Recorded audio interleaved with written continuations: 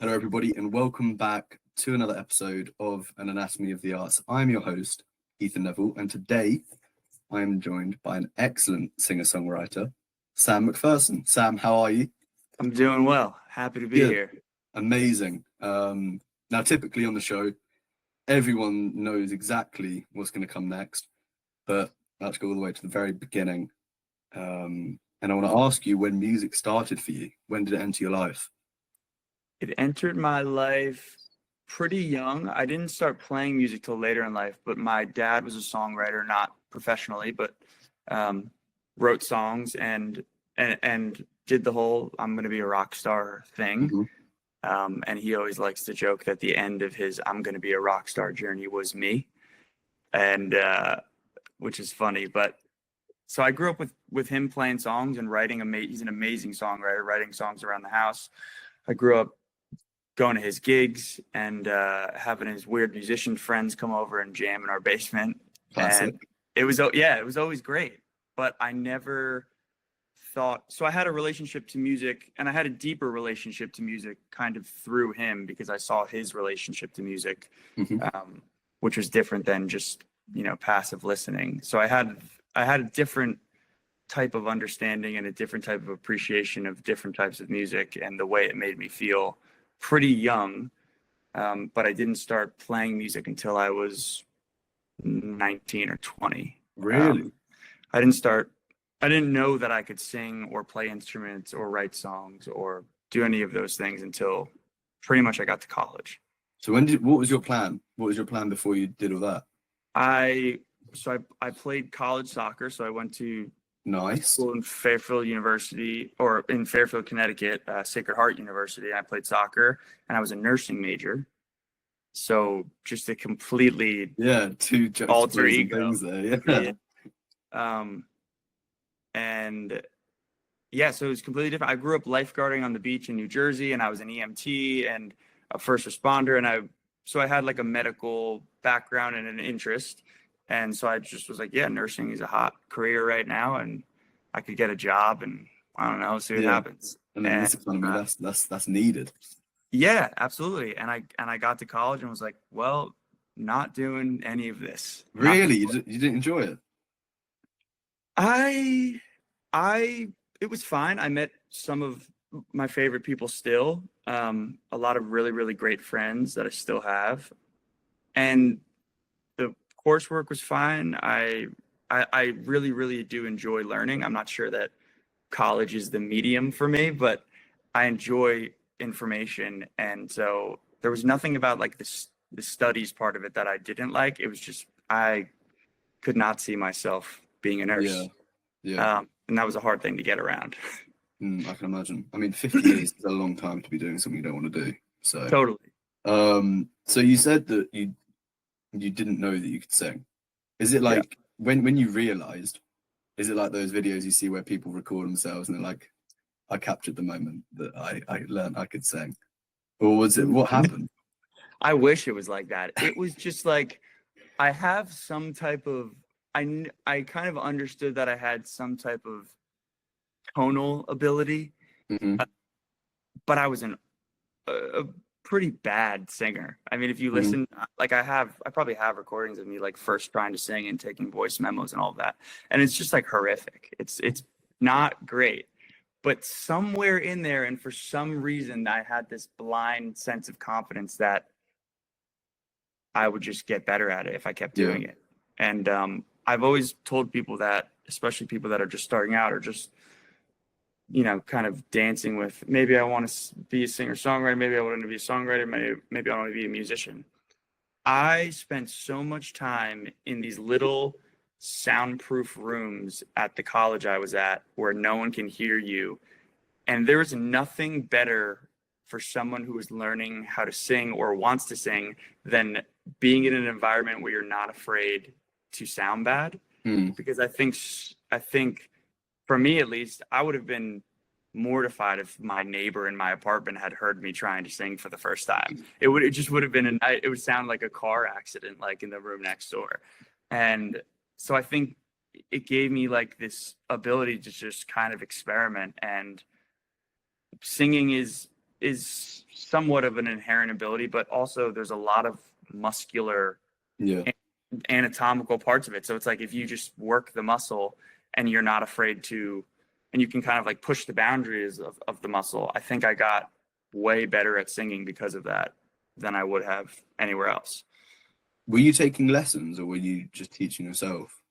No, I was just teaching myself. I was just Really? I was just playing songs that I liked and trying to imitate different parts of different singers that I liked. And yeah, I think I learned it by just like copying other people and then failing to like them and ending up sounding like me.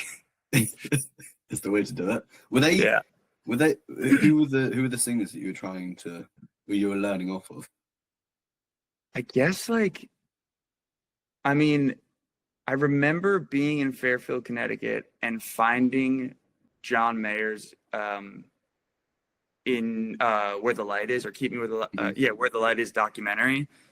And I remember like falling in love with his music. And I remember listening, that was in like, I guess like 2011. So like Gavin DeGraw was like on the radio. It's just a bunch of like soulful white boys. And I was like, yeah, all right, damn. I could do that. I'm into that. And my mom, I grew up listening to, my dad listened to just like heavy hitter songwriters like Beatles, Paul Simon, CSNY, just amazing. The Eagles, like just classic. And my mom was listening to like Stevie Wonder and Sam Cooke and like amazing. That's a good combination. Just like amazing 60s Motown black musicians with incredibly soulful and just unbelievably emotional voices. So I think I was just, all of that was kind of bubbling at the same time. Do you think that kind of influences the music you make now, or like the music you were kind of brought up on and the music you discovered during that whole learning to play and learning to sing, that kind of made you who you are now as a musician? Absolutely. I think I'm always kind of chasing the soulful thing, and I still like, I wish I've still, how do I put this? I feel like I'm still chasing, like, I'm going to write a song in 6/8 that sounds like a Chris Stapleton song. Like, that would be my fucking dream. Yeah. Just have a song like that to sing. But every time I do it, and every time I go all the way into the very, very soulful, almost R&B territory, it's like not believable to me. And Really? I don't know what it is. I just can't, kind of, I don't know. It feels like I feel like a fraud singing it sometimes. Do you think that's because of the music you make now? Like the difference in genre makes you feel like you can't kind of experiment in that? I think so. I think that's part of it. I also think that sometimes just because you can do something artistically doesn't mean that you should. Yeah. And that what I'm doing, the music I'm making now, feels so much like me that I'm okay with shooting for the soulful thing and then just kind of taking a little bit of it home with me and not going all the way.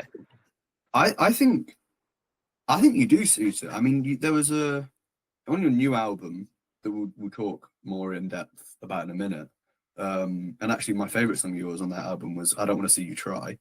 Amazing. That's a more slower kind of Tracy Chapman vibe to it. Absolutely. I don't know. I think you could hit it off.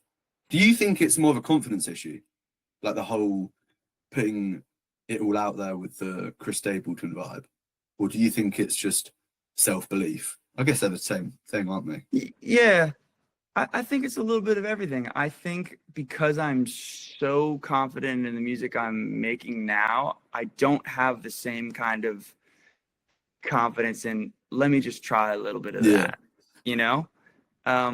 And also I feel like I just arrived to this thing that I'm fixated on and obsessed with at the moment, that I get very distracted very easily. So it feels like I just want to kind of hone this part of the craft. Yeah.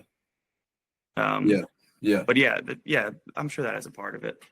What are you focused on at the moment then? You said about the, how the bit that you're focused on at the moment, what are you focused on? I have felt like for a long time that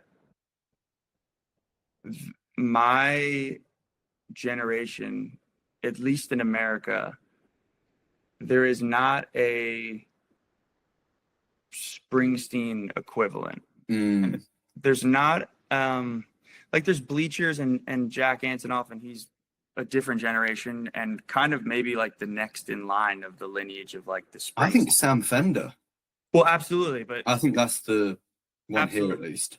100%.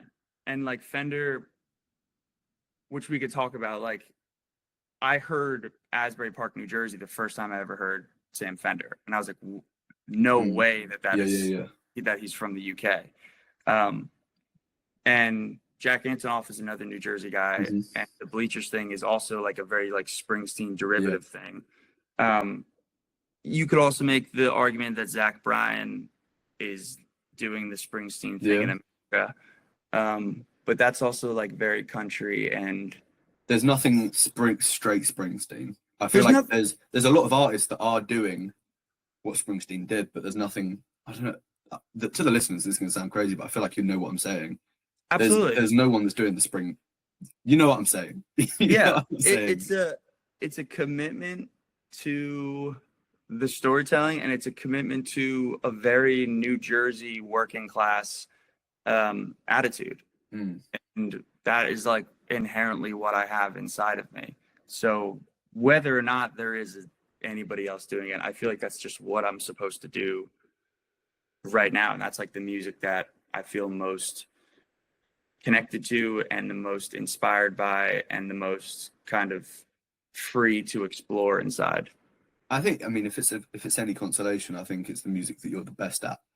I was listening, obviously before every recording, I listened to a whole bunch of different songs. Obviously not all of them, because some artist catalogs are like 200 songs, and I'm like, right. But I focused on a couple of your songs. I looked at, okay, I'm gonna forget the name. It's your most streamed song on Spotify. It's Last Minute. Last Minute. I was gonna say it's the last something. But that's a completely different vibe to the music you're making now. And actually, I feel like this is a completely different point I'm gonna make. But in like artist songs, you can tell the year that they're made, because that's it's a very, you know what I mean? Like that's like you can tell the song was made in 2016, and that song was it 2018. It was 20. I guess it was made in 2019 and it came out in 2020-ish. Okay. Maybe 2020. You can tell. Like it's the very 100%. It's maybe not lofi, but internet pop.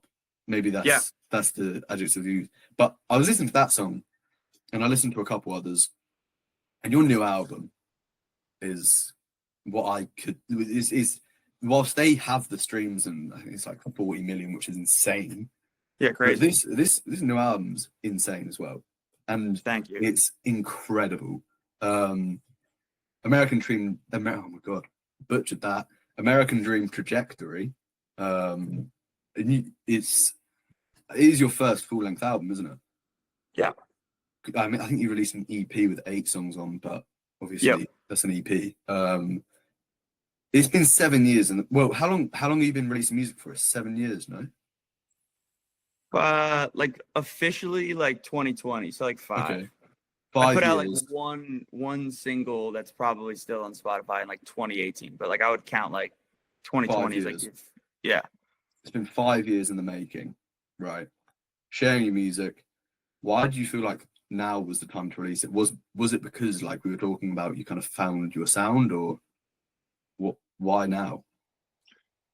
A lot of things. I think I found the sound. I fell into a Springsteen black hole. I moved out of LA.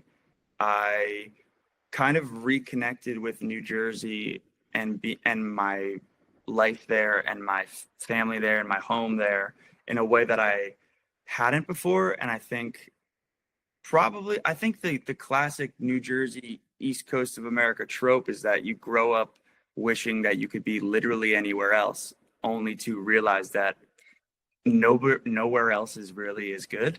Yeah.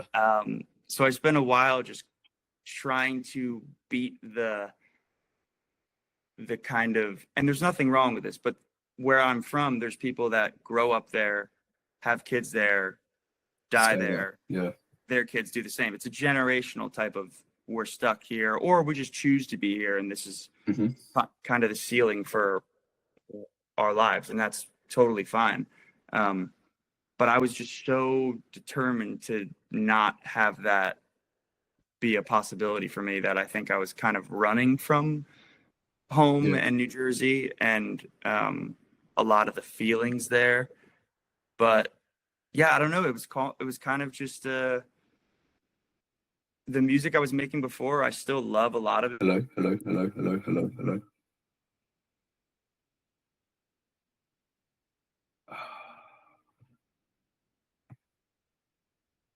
Hello? Now it's my Wi-Fi. God I damn was it. panicking. I was thinking that was me. No, it's not you. It's you. Where did you lose me? You're running from home. Yeah, running from home. Running from home. Let's get back into it. Running from home. It's a very Springsteen thing. That's a very Springsteen thing. It's the most classic New Jersey thing ever. Yeah. I mean, I read his book Yeah. not long ago, and he's just talking about how that is the trope of New Jersey, of like running away only to realize that there's no place like that. And I think that's not a New Jersey thing. That's probably an anywhere thing. I think a lot of people have that relationship with where they're born because it's unavoidable. Oh, for sure. I mean, I live in the English countryside, like fuck all around. And the closest city is Cambridge, Cambridge University. That's the most recognizable thing, I think, in this country. Okay. Yeah. But man, I mean, I went to university for the first time last year, went into a big city, and I was like, shit, I miss the countryside. And I'm like, oh, I was going to love country life. I was going to love city life. This is for me. I'm like, damn it. Yeah. And then for granted. And then when you're in the countryside, you're like, fuck, the city looks good. Yeah. Yeah. It's never ending. It's never ending. Never ending. You mentioned about living in LA, and someone that I interviewed last week, a band called Five Islands, brother sister duo. A guy called Chap Burnett, he moved to LA. They're from Texas. He moved to LA, and he was saying, and he moved to LA, then moved to Nashville. Okay, sure. Which is the same kind of journey you've been on because you're in Nashville at the moment, aren't you? Yeah. And he was saying that LA was nothing like Nashville. Nashville's like this epicenter of music. It's so much better than LA. And I just want to get your thoughts on that. Because they're both such cultural fortresses of America right now. I mean, LA, massive. Everyone knows it. Nashville, everyone knows it. Where do you prefer to be at the moment? I mean, I'm guessing you've only been there for a while, short amount of time, but I've actually been here for kind of off and on, but like I've had a place here for 2 years exactly. Oh, cool. And I've been kind of back and forth between here and New Jersey for recording stuff in New Jersey or doing stuff here, but I much prefer here. I think culturally, it's hard to put your finger on the pulse of whatever the fuck LA is. Yeah. LA feels like almost industrial in the amount of pockets of culture that there is. Yeah. And it almost feels like implausible that all of those things could exist in such a small, piece of land, or I guess it's a large piece of land, but it's a really large piece of land. But at least in like the music business, the industry is relatively congregated. Yeah. Whereas, and there's a lot of noise there. There's a lot of people and parties and flashy things, and it's fucking expensive. And here it's like we do one thing, and it's music, and that's about it. And I much prefer that. I think. Does it keep you focused? It does keep me focused. It's definitely overwhelming sometimes, but it certainly keeps me focused. Yeah. Is it difficult, or do you find it difficult being surrounded by a bunch of musicians? Do you want to compare yourself to others and kind of overthink your own work, or do you kind of block it out? I pretty much I pretty much block it out. I don't think I'm ever going to feel like I'm sitting with the cool kids at the lunch table. And I think I've kind of accepted that. Mm-hmm. And that's very much how I feel. I think you've gone again.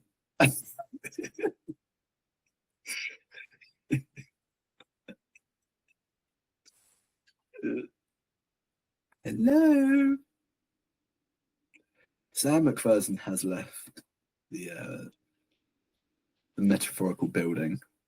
His internet keeps cutting out. At the moment, I don't know if this is going to be up on YouTube, but all I'm looking at is a frozen still of Sam's face, and he's gone. He's left the meeting. He'll be back in a minute. He will be probably back in 3, 2, 1 now. No, he's not back. But before my internet cut out and that prolonged recording this, and now I feel like I've cursed him with him leaving the meeting twice now. The space of 10 minutes. Yeah, it is what it is. These things happen. These things happen. At least it's not me. At least as the host, it's not me. Here he is. He's joining the meeting now. I think I let him in. Here he is again. He's Sorry, dude. What a fucking nightmare. Not looking happy. I'm like, I couldn't, if I was straddling the Wi-Fi router, I couldn't be closer to this thing. It's unbelievable.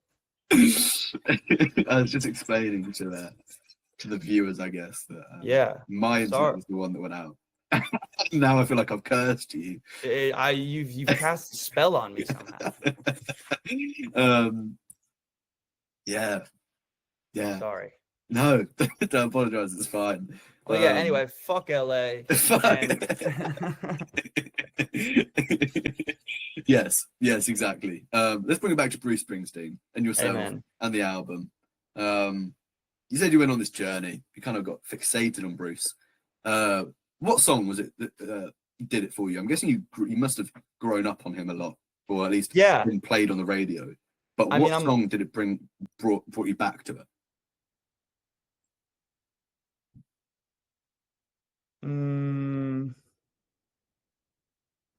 I think it was probably Atlantic City. It was probably like Nebraska, which is like the least accessible Springsteen record of all time. There was just something about it that did it for me. And I don't really even, it's hard for me to listen to the rest of Nebraska, I think, because it's just not an easy listen. It's sometimes a very overbearing cerebral listen. Like it's like you have to pay attention almost like you're in class. And I actually, part of what I loved was like, I appreciated that those songs and those stories kind of commanded that attention, or else you really weren't going to get it. Mm-hmm.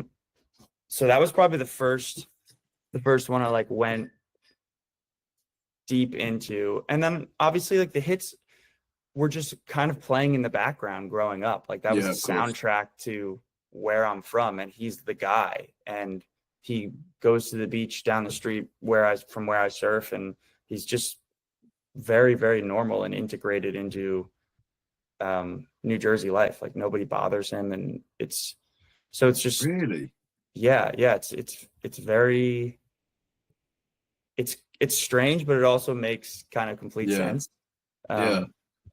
I think they just released in Nebraska on digital vinyl. And there's like electric versions, which has been like a storied, does it exist, does it not exist? And apparently it exists.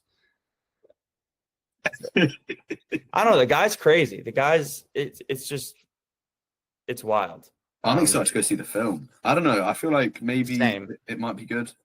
I mean, the Bob Dylan one was insane. I loved it. But I don't know if Jeremy Allen White is the lookalike of Bruce Springsteen.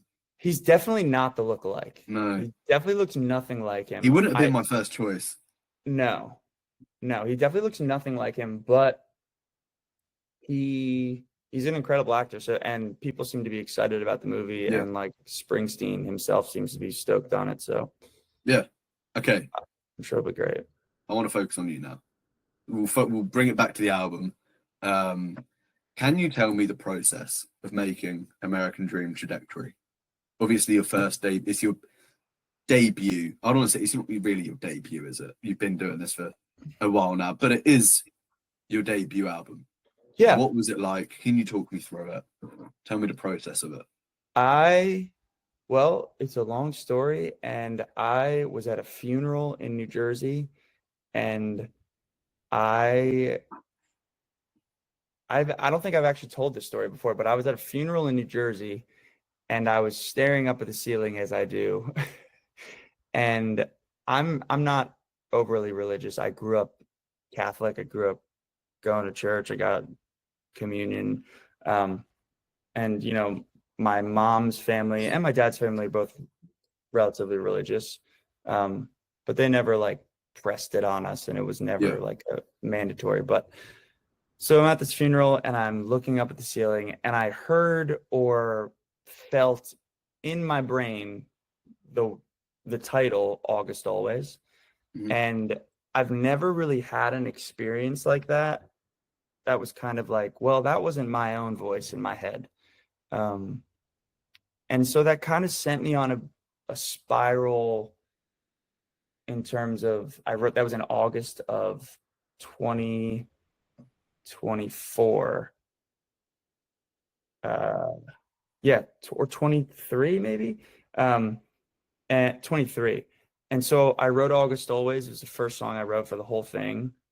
Or the first song that I wrote being like, I know this is going to be an album for whatever reason, which is just a complete blind level of confidence for me because I didn't. But I was just like, yeah, this is an album now. And I had already put out I Don't Want to See You Try in the spring of that year. And I was already in this Springsteen thing. And honestly, Atlantic City is a lot of what inspired I Don't Want to See You Try musically, because the chords are the same and the chord changes are like very similar, and the pacing is similar.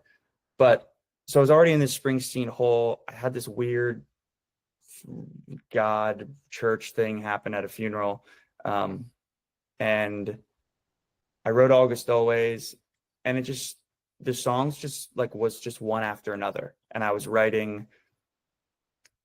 It was the first time I was writing from, okay, I wrote August Always. Now let's say that song is a day in time. Like, what does tomorrow look like? Or what does the week before this look like? Or what does a year before this look like? So I just started piecing together these little moments in my life and placing them on a calendar of sorts, of a sonic calendar of here's how I was at this time. Here's how I feel now. Here's how I'd love to feel in the future. Here's what I'm struggling with. So it was just, I wrote all of the songs in, 6 months, maybe. It was like a relatively short amount of time. And I was just piecing them together. I was kind of getting back into Sam Fender's music, and I was infatuated with the production and the songwriting. And my manager at the time sent Tom Lewis just a cold email. It was like, hey, would you ever want to make a record with Sam? And nobody told us that we could make a record at this point. We were just like kind of just shooting the shot.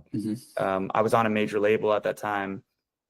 Sent me an email. Tom's like, hey, love the songs, love Sam's voice. I'm not really sure where I fit in to the music that he's making. And he was, like other people, listening to older music, listening to Last Minute, whatever. He's like, I love the music. I don't really know what I would bring to the table. And then my manager sent him all of the demos for the record. And it was like me and him just completely understood each other.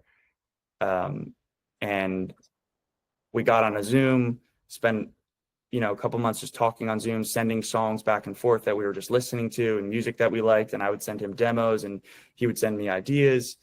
And then in February of 2024, I came out to, what is it called? It's a studio in the middle of nowhere, Rugby. Okay.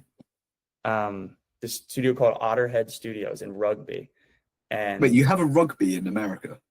no, this is in the UK. Oh shit! I was thinking, what? That's fucking weird that you have a you have a rugby. No. It would be a very American Shit. thing to have a rugby UK equivalent. Shit, my mate's from rugby. That's Yes. insane. Wow. Crazy. So we went out to Wow. Rugby, which is, as you know, in the middle of nowhere. Middle of nowhere, yeah. First time I had ever been there. Tom and I met there with his engineer, Mark, who also engineered the entire record, Mark Broughton, who's amazing. And we just got together and was like, let's just see what happens. Let's just see if us in the room together works. And it was the best sessions I've ever had. I was actually like, by like the fourth day, I was like so ill, like just completely congested. My eyes were like tearing up. I was like, couldn't breathe. It sounded like Kermit the Frog. Like it was a nightmare. And I was still having the most fun I've ever had making music. And Tom felt the same. And we were like, yeah, we have to do this together. And we just compiled a list of songs. We did a bunch of demos in Rugby that we then brought to my label and was like, hey, here's where we're at. Like, here's the vision for this thing. And then talking to Tom, who's from Newcastle, UK is like a mirror of Asbury Park, New Jersey. It's like Asbury Park, New Jersey, if you shaved like 50 to 75 years off its life. It's working class people in a fishing town by the ocean. And it was crazy being that far away from home and feeling like I knew this person who grew up somewhere completely different. So me and Tom just became really close very quickly. We honestly were going back and forth producing stuff, just like sending each other stems for a long time. And then that was just up until I guess we put out, that was, I guess, up until like April, Tom and Mark flew to New Jersey and we spent pretty much a month together in Asbury Park tracking the whole thing with the band.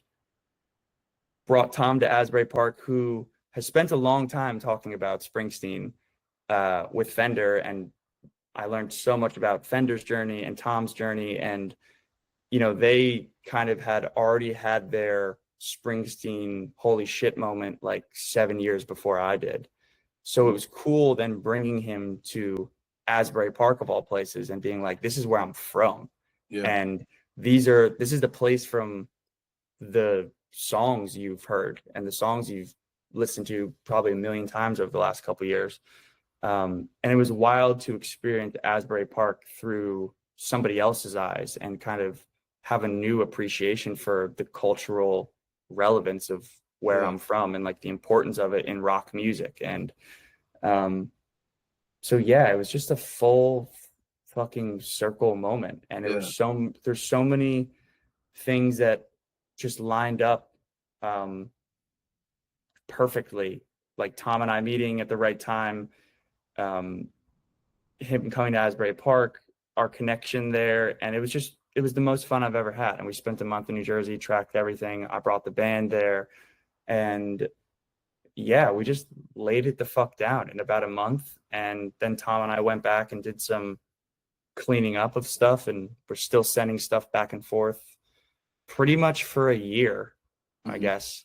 And then the album came out in May, and it's been wild. I was on a major label, so I was making this album through the major label.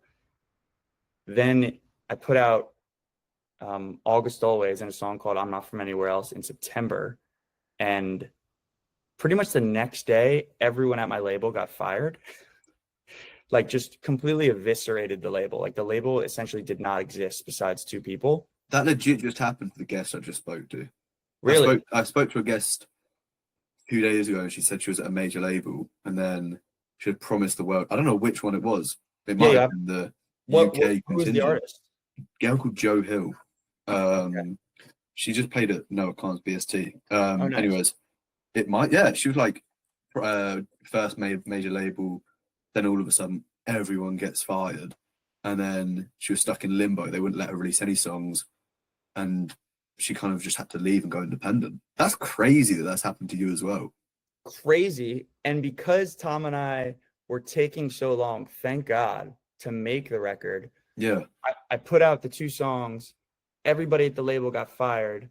A month later, I go to Newcastle in October to pretty much just like do absolutely final touches on everything, redo some vocals.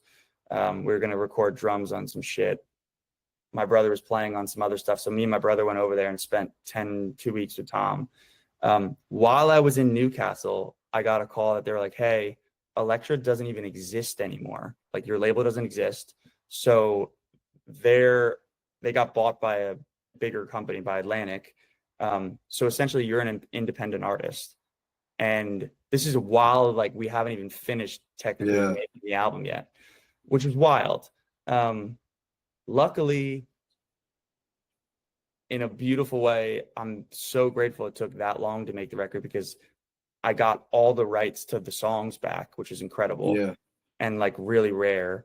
So I was in a weirdly lucky position, but also the label team that was going to work the songs did not exist anymore.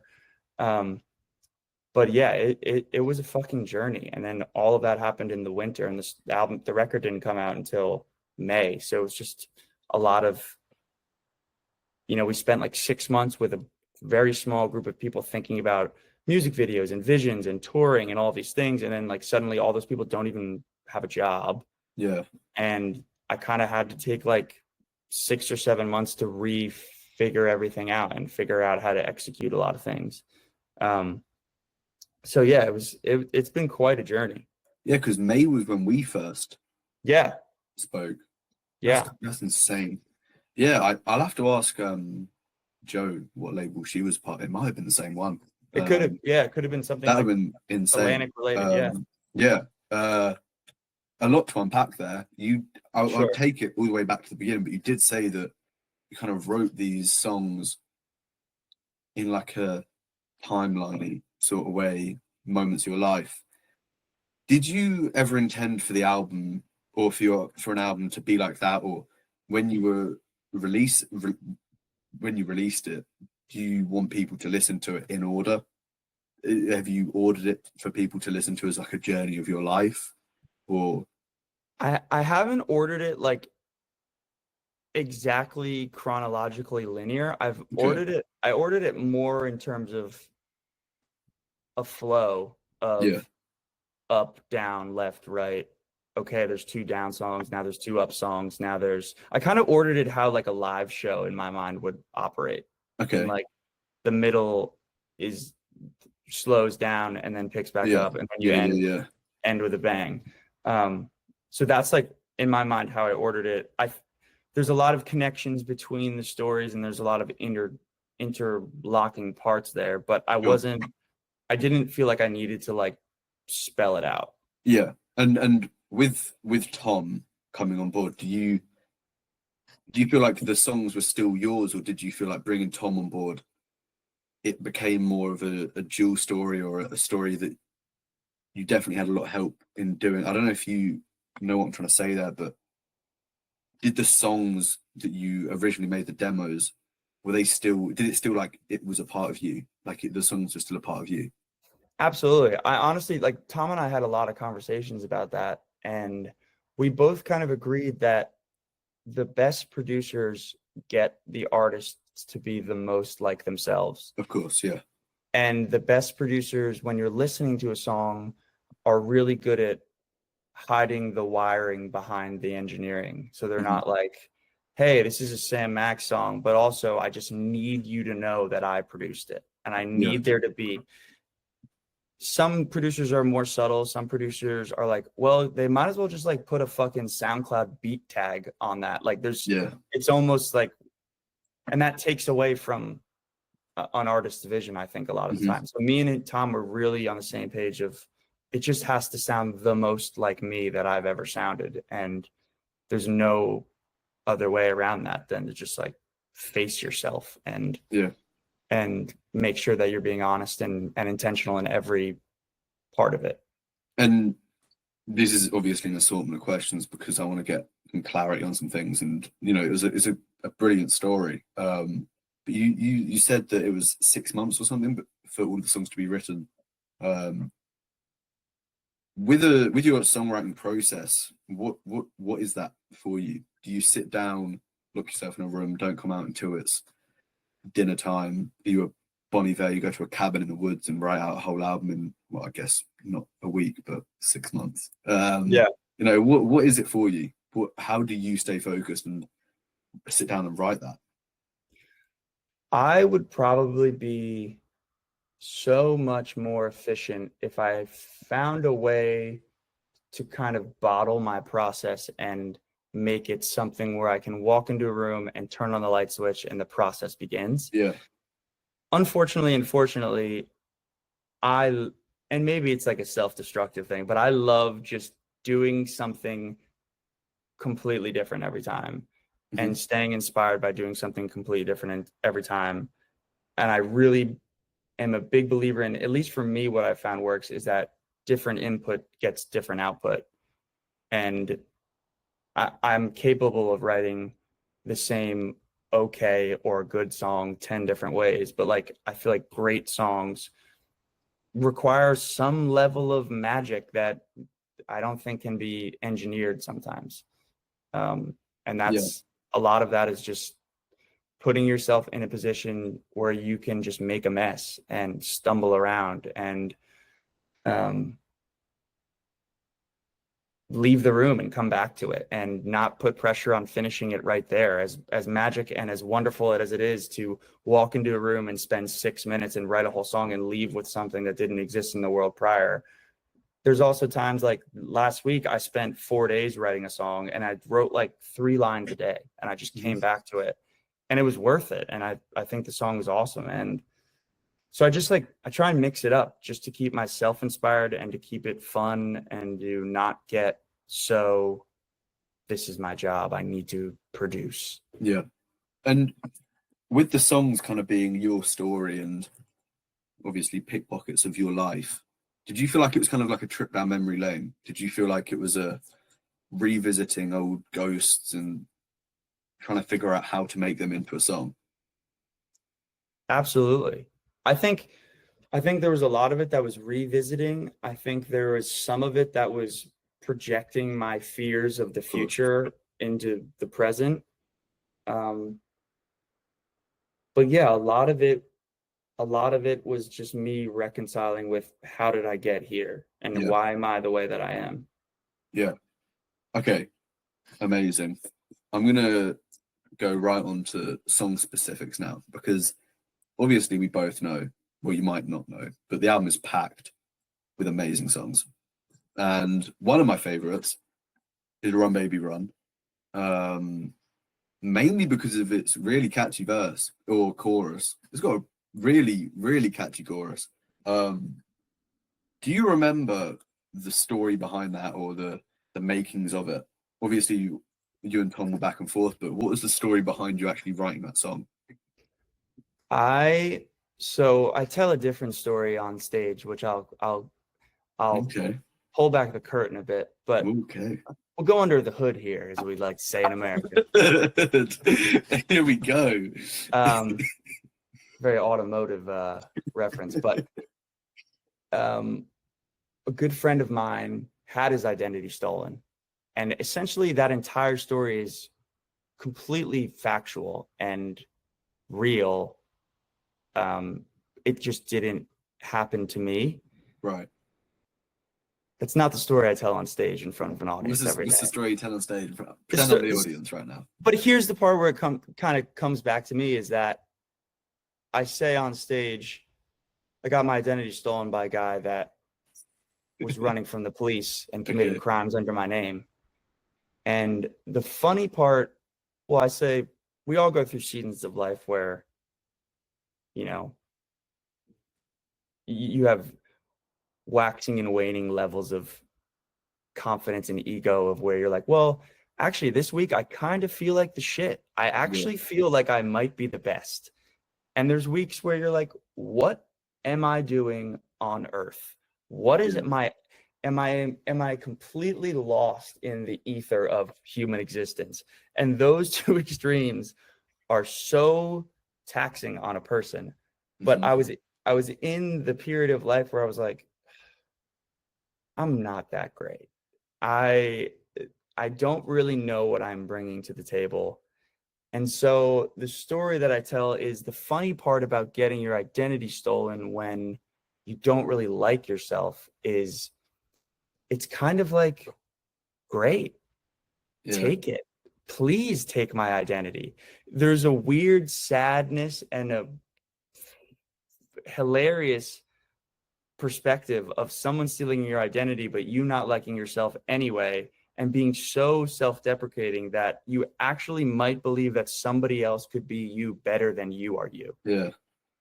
But if you were to unpack that and there wasn't this like Tom Petty beat behind it, it's devastatingly sad. Yeah. But so the story was really like, I am trying. I think there's a lot of pressure when you're in your 20s or your mid 20s to figure out who the fuck you are and figure Yeah. out Of what you course. stand Yeah. for, what you like and what you don't. And I think sometimes if you're turning the key and the car is not turning on and you're like, well, it's supposed to be turning on because I'm 26 and I'm here and I should have everything figured out, you get to a point of frustration where you're like, well, maybe somebody else can do this for me or Mhm. somebody else can come save me from this thing. And so like that was, I just became fascinated with that perspective because it felt so honest and so real somehow inside of the most ridiculous story. Yeah. There's definitely a pressure with.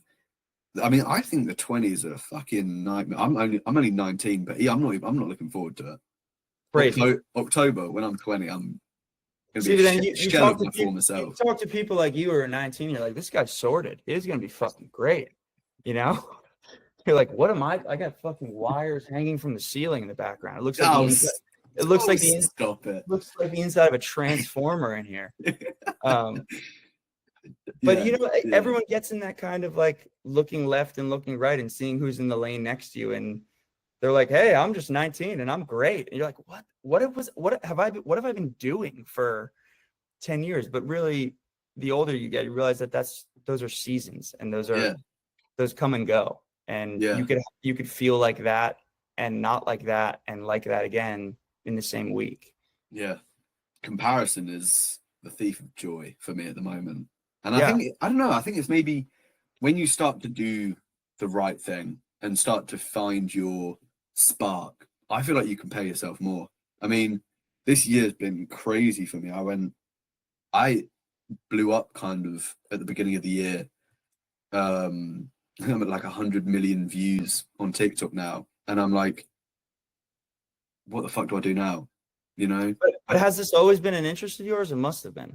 Well, I started this last January, and it was because I wanted to get into. I when I was younger. I say when I was younger. I am young. Oh yeah. Maybe what 4 years ago? Nah, no, not 4 years ago. Okay, in my teens, I went through a whole like every season of the year. I wanted to be a different thing.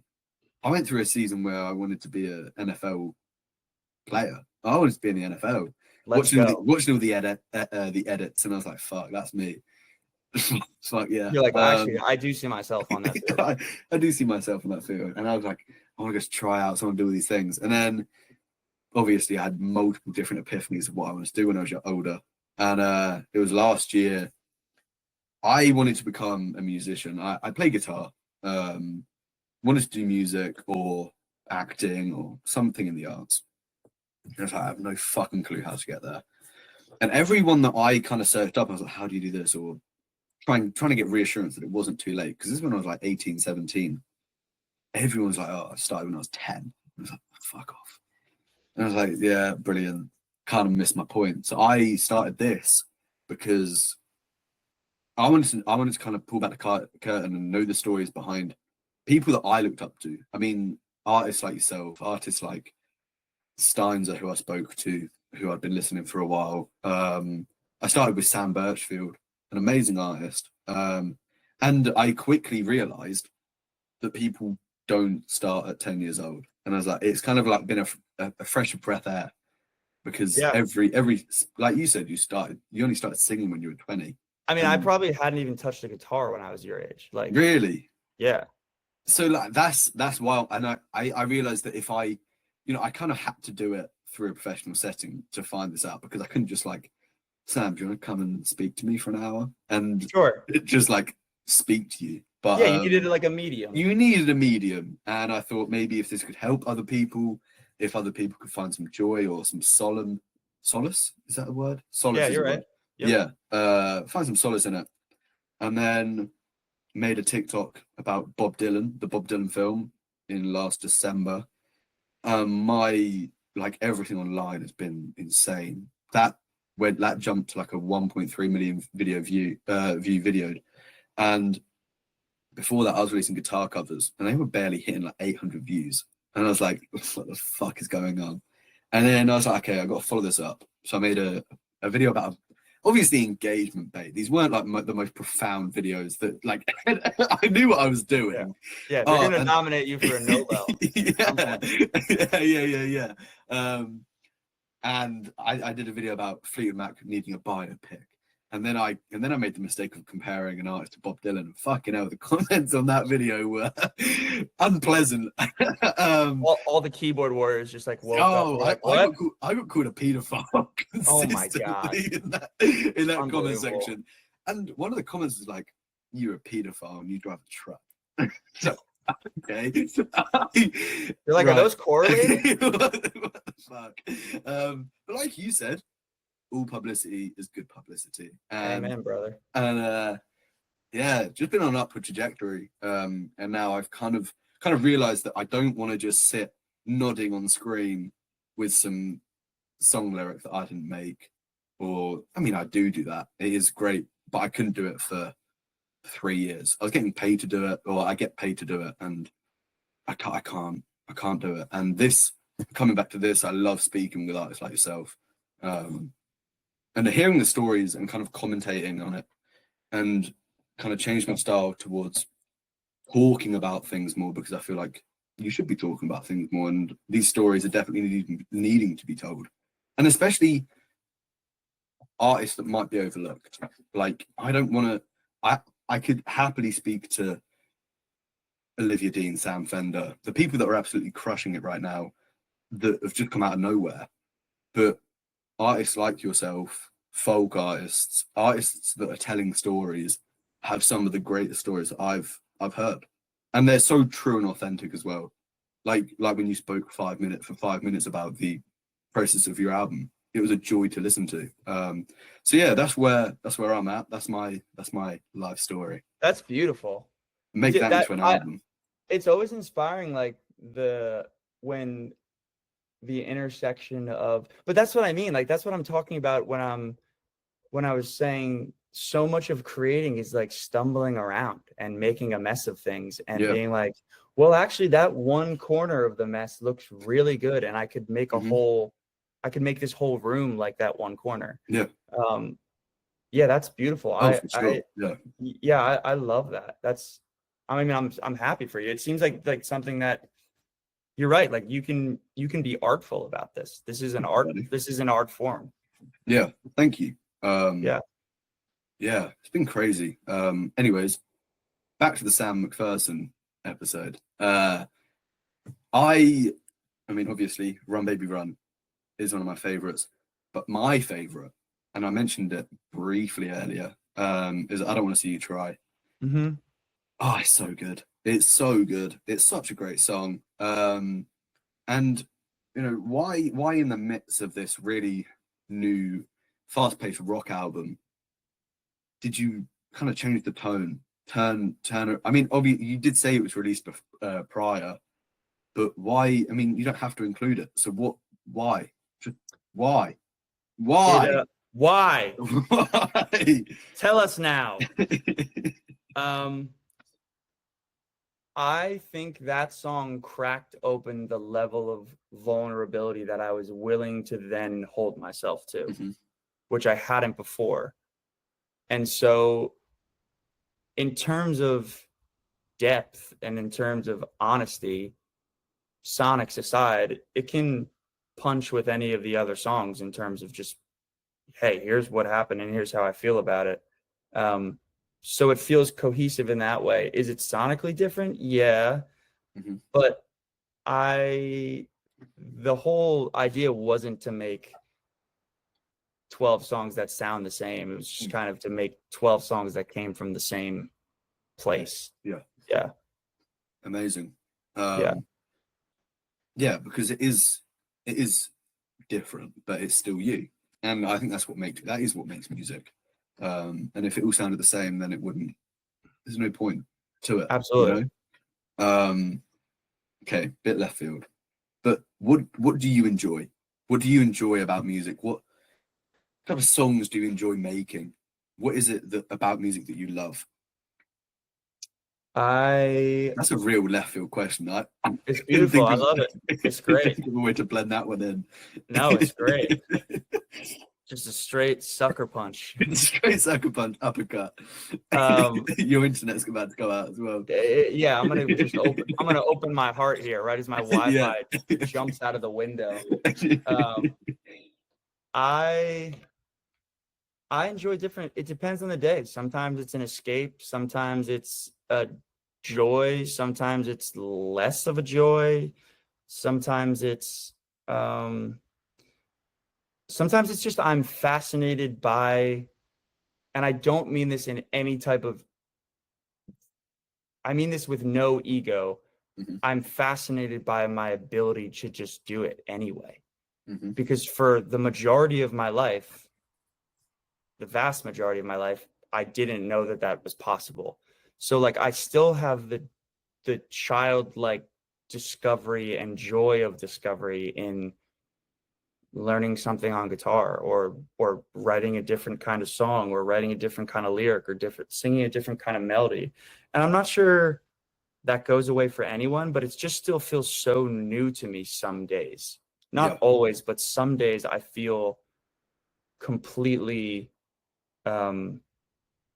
removed from anything that I think I know. And I'm just like a beginner again and just like messing around. And those are like some of the most fun days, I think. Amazing. That's beautiful. Yeah, obviously. Okay, we're gonna go for a right sucker punch this time. Yeah, no worries. I love it. Obviously, I'm taking up a lot of your time, but what is the rest of the year looking like for you? Actually, it's not even that long left. It's not. We're in the fourth quarter. Yeah, I keep thinking we're like 4 months in, but I know. it's September. It's September. What have you got planned for the last 3 months? I always feel like the summer is 1 week and also 7 months long. Yeah, it takes a while. Somehow. I'm going on tour in October with an artist named Rustin Kelly, who's unbelievable. If you don't know him, you should absolutely listen to his music. One of the best songwriters that I know. Going on tour with him, supporting him on his tour for his new album. And then I will I'm putting out, I haven't said this yet, but whatever. I'm gonna put out a cover of Dancing in the Dark. Really? Yep, just me and a guitar. I'm gonna do that kind of around the Springsteen movie as a little tip of the cap. Mm-hmm. And then the rest of the year I'll just be writing. I have a whole bunch of pretty much like another record written, and I'm now just trying to beat some of the songs and see if I can write better ones. But I'm stoked on a lot of them. And then I'm going to play. The last 3 years we've done like an annual New Jersey Asbury Park show. So we're going to do that again for the 4th year. And that's a lot of fun. That'll be pretty much like right after Christmas. And that'll be the year. Sweet. Sounds like a busy 3 months. It is. The Christmas show is really fun. It's like everyone I've ever known and fans on the East Coast kind of just get together in the same room, and it's one big melting pot of like last year, like my science teacher from 6th grade was there. Really? and like fans that traveled from legitimately the Philippines were there. And like Really? those two spectrums Yeah. of people were like in the same room. And it was just, Mind-boggling. it was wild. And then we all kind of, as like a stampede, just find a bar in Asbury Park and destroy it Yeah, after the just- show as a team. Absolutely. Teamwork makes the dream work. Amen. And yeah, that'll be fun. It's a lot of work, honestly, because like just putting together shows is a lot of work. Yeah. And everyone is like slowing down at the end of the year, and I'm pretty much, until I step off stage, is like that's like when my year ends. Yeah. So it'll be great. It'll be a lot of fun. Amazing. Well, thank you so much for coming on. I have absolutely loved this conversation. Likewise. It's been amazing. If you haven't listened to any of Sam's music, how dare you? Mhm. How Yeah, dare you? Yeah, What is honestly, your problem with him? get a grip. Yeah. What is Yeah, your problem? To anyone who might want to get into my music, I say get a grip. Yeah. Get a grip, You know, man. because that feels inviting and friendly. Just to yell at people. I'll clip that part. That'll go right at the beginning. That'll be my 3-second hook. There you go. Beautiful. Amazing. Get a grip. There Get you a go. grip. One last, yeah, he said it again. He means it. He means it. Yeah, thank you so much for coming on. Thank you to everyone listening. And I'll see you in the next one. Thank you, brother.